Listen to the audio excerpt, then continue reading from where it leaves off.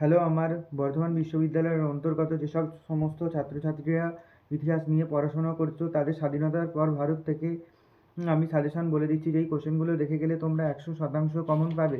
1 নম্বর question, গণপরিষদের গঠন প্রকৃতি ও কার্যাবলীর উল্লেখপূর্বক ভারতের সংবিধান রচনার বিষয়টি আলোচনা করো।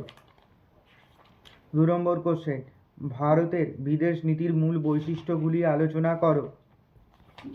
3 নম্বর কোশ্চেন, ভারতের আর্থিক বিকাশের প্রথম 3টি পঞ্চবার্ষিকী পরিকল্পনার গুরুত্ব আলোচনা করো।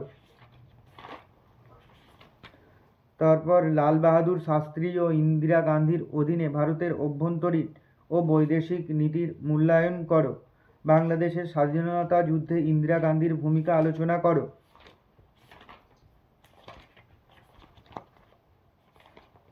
তারপর 1989 থেকে 2000 সালে প্রতিবেশী দেশগুলির সাথে ভারতের সম্পর্ক মূল্যায়ন করো।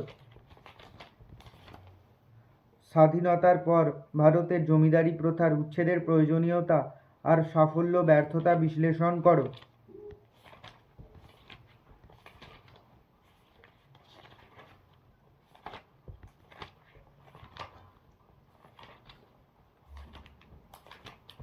তারপরের কোশ্চেন, সবুজ বিপ্লবের সুফল ও কুফলগুলি লেখো।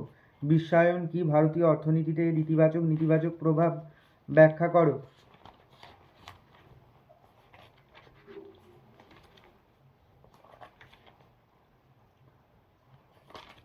বিশ্বায়নের ধারণা প্রক্রিয়া ভারতের ক্ষেত্রে প্রয়োগের সমালোচনামূলক মূল্যায়ন করো। তারপরের কোশ্চেন, সমবায় আন্দোলন কি গ্রামীণ উন্নয়নের কার্যকর হাতিয়ার হিসাবে প্রতিষ্ঠিত হয়েছে বিশ্লেষণ করো।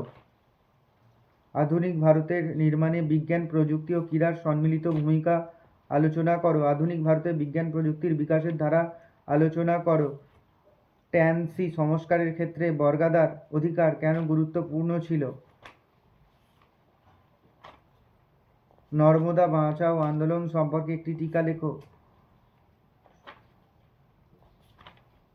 দূরদর্শন আগমন ভারতীয় সমাজে কী প্রভাব ফেলেছিল।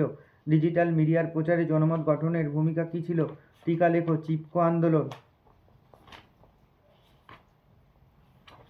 লাস্ট মিনিট এই কোশ্চেনগুলো স্বাধীনতার পর ভারত থেকে দেখে গেলেই তোমরা সমস্ত কোশ্চেন কমন পেয়ে যাবে। তাই আমার কাছ থেকে যারা সাজেশনের পিডিএফ সংগ্রহ করতে চাইছো তারা হোয়াটসঅ্যাপে, আমি আমার হোয়াটসঅ্যাপ নাম্বার দিয়ে রাখছি, তা আমার সাথে তোমরা যোগাযোগ করো।